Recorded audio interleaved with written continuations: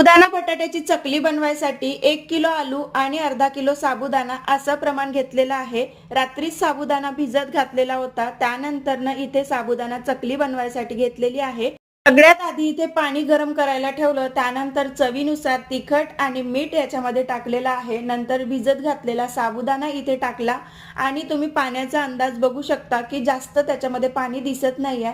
पळी पापडामध्ये जास्त पाणी दिसते आणि अशा पद्धतीने झाला म्हणजेच की चमच्यामधून तो पडत आहे असा हळूहळू, तेव्हा समजायचं की तो साबुदाणा व्यवस्थित आपला चकलीसाठी झालेला आहे. त्यानंतर आलू सुद्धा पुरणाच्या चाळणीने छान असे किसून घ्यायचे आपल्याला, उकडलेले आलू, आणि नंतरने एखाद्या तेलाच्या पॉलिथिन मध्ये भरून अशा पद्धतीने चकल्या पिळून घ्यायच्या. खूप इझी होते, साच्यापेक्षा ना खरंच खूप छान पद्धतीने चकल्या बनते.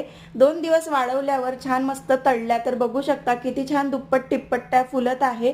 तुम्ही सुद्धा नक्की करून बघा. व्हिडिओ जर आवडला लाईक करा.